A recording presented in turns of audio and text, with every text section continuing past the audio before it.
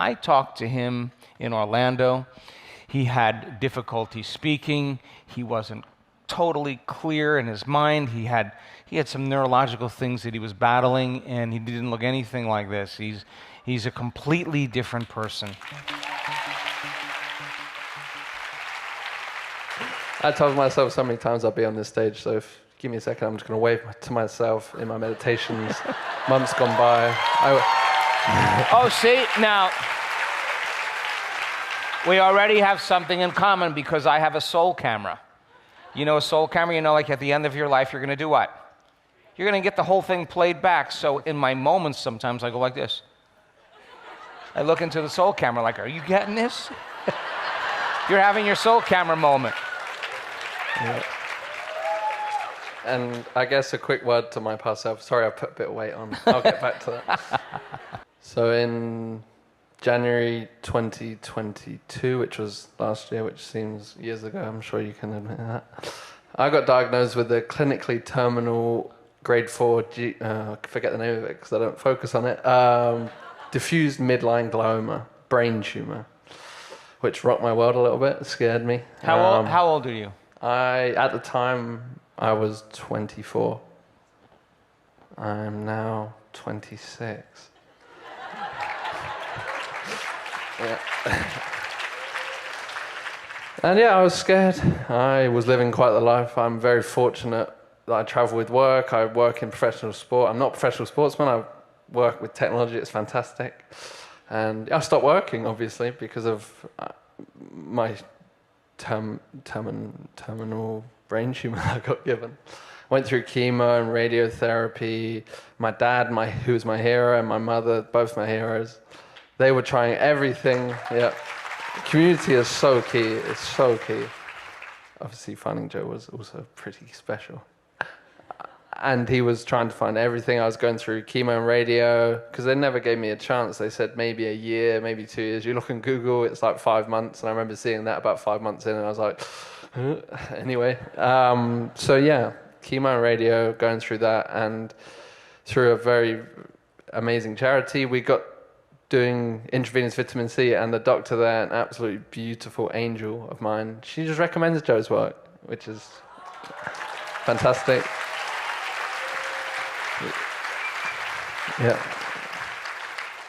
And she says, my friend here cured her blindness on Brighton Beach, felt a piece of paper being scrunched up and pulled out. And I was like, bullshit. And that's where community is key, because I remember getting in the car after that and Dad going, I feel like we've come across something here. And I was just sat there, sort of dying still from chemo. And I was like, whatever. And my dad, who's also got testimonies of himself, shrunk his prostate to a normal size, my hero, as I've said already. And slowly but surely I got into it more and more. Still didn't enjoy doing it, but because of the terminal prognosis, I had to do it. So that's why I'm so grateful for how bad it was, honestly. And then came to London. Again, still wasn't enjoying sitting with myself for an hour. I didn't feel the benefits all that much, but slowly what that retreat did was it made me enjoy doing it. I got back and was doing it twice a day, and I just loved it, to the point where at some points I was meditating for 4 or 5 hours, 6 hours. But that was a very short period. But that was, I think, the best thing that can happen sometimes is loving the work, feeling the benefits, and just being like, there's nothing better to do than sitting there doing it. Because I knew through the testimonies and everything, at that point I knew I was going to be okay.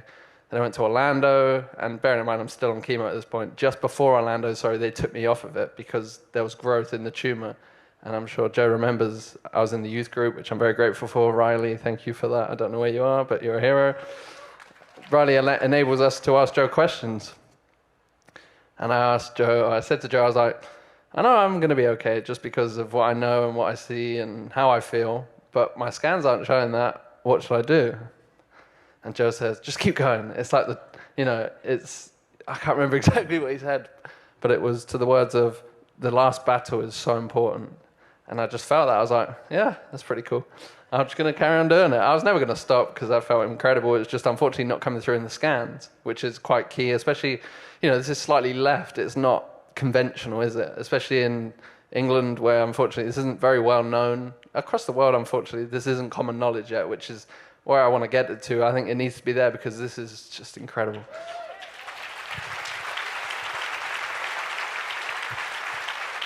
And in Orlando, I was a healie, which was a fantastic experience. Nothing crazy happened. I didn't shout crazily, which I kind of wish I did because it looks crazy. You hear it and you're like, wow, I wish that was me straight away, unfortunately. Wait a second. I want to be very clear that there have been numerous people that have never had any experience of any big energy. When they opened their eyes, their hearing came back, they had changed. It doesn't have to be the fireworks experience. You can have all variations of it. Now, all I'm saying is sometimes when energy has to move through a person's body and there's a blockage or there's interference, there could be a lot of convulsing or moving. But you don't have to have any of that. We've had numerous people that had anything really big, but when they came out of it, there was some type of change. Yeah, absolutely right. And I mean, a testament to that is, well, obviously me now, but at the end of the week, I was looking around as you are sat down, and because of where the tumor was, where I had surgery as well, not to cut it out because they can't cut it out, but to poke a hole. It's a different story to basically allow some of your fluid to flow around. But my vision was I had really bad double vision in my peripherals. I can only see one Joe there, but that's all we need anyway. But at the end of that week, I was looking around. I was going, crikey, I can only see one of everyone. I can only see one Fernando there. And I remember telling my dad, I was like, I think my eyesight's fixed. And I was like, I think I'm fixed. I think I'm sweet. And then synchronicity, I have, in my opinion, my favorite synchronicity. I've had many cool ones, but this is my favorite. At the end of Orlando, leaving the monastery, and Dad joined it. First thing he saw, and at this point I hadn't seen a grade 4 brain tumor go without chemo, which for me, in an analytical mindset, I was looking all the time. I was like, okay, they got rid of it, but they were on chemo. It might have been a really lucky case, and that's what my doctor still thinks, but whatever. And which is silly because I haven't been on chemo since last September. Anyway, I haven't seen a very similar case like mine, but the first thing my dad saw, he joined the group, an Australian man, I forget his name, legend, grade 4 brain tumor, 2 scans in a row that shown growth, which was me at that point, got taken off chemo, the same as me, happy too because he knew he was going to be okay because he does the work, same as me. The only difference was I hadn't had my 3rd scan. And what do you reckon his 3rd scan was? Nothing there. Beautiful. Now, I want you to listen closely. People change people. It is not uncommon to doubt in a possibility. It's very common. He runs into the woman who I showed you, her heart moving into coherence before her blindness was restored.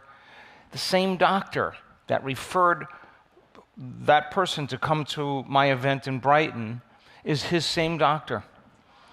She refers Lorna, the woman who healed herself of the stroke, complete recovery of vision, and he's like, huh. Then his dad, with prostatic hypertrophy and all kinds of health conditions, does the work, and guess what happens? All healed. He's healed. Now that's his hero, right? So now he's got 2. He starts doing the work. He doesn't feel anything. Does he quit? Why? Because nothing else is working. The chemo's making his tumor grow. All right, so now he's got to believe in himself, and so now he comes to the week long, and now he's been going down the slopes long enough that skiing is actually fun. It's not a trauma. Ironic, because skiing is traumatic for me, but no worries. Sorry, Hannah. And so then what? He runs into another testimonial that really causes him to, somebody in Australia with the same condition. Some guy, right? He tells a story of the same condition, that the scans was getting worse, the whole bit. He does the work, and it's better. And what do you think happens to him? Oh, of course. This is exactly what I need to hear. This is exactly the opportunity that's right for me. This is the opportunity that's right for me to believe that it could actually happen to me. And so many people stand on the stage and they say, oh, I always thought it would, I always kind of believed in this. I believed it worked. I just didn't believe it would work for me. Oh, that's a big moment for the soul. That means you got to show up. That means you got to do the work. If you don't show up, You don't do the work, you don't believe it could happen to you. If you believed it could happen to you, you would show up and say, why am I doing this to change? Imagine that. No brain tumor any longer. I talked to him in Orlando. He had difficulty speaking. He wasn't totally clear in his mind. He had some neurological things that he was battling, and he didn't look anything like this. He's a completely different person.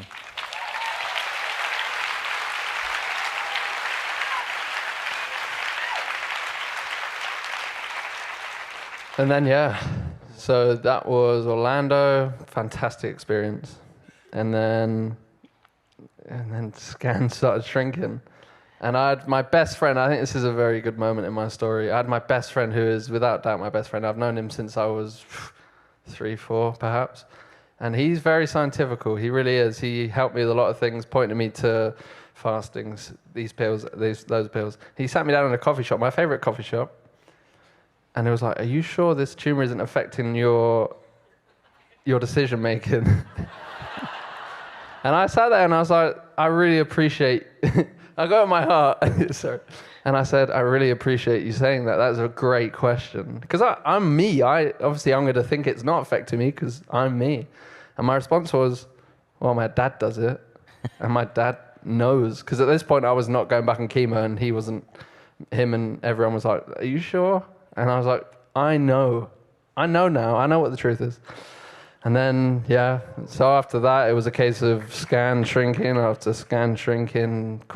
It just kept falling off. And this is just doing work myself, a meditation, 2 meditations a day. Easy work, I think. It's just beautiful. And then, 2 weeks ago, I don't know what the date is, maybe 3 weeks ago now, got the all clear. There's only scar tissue left, and that will be gone in the next scan. I know it.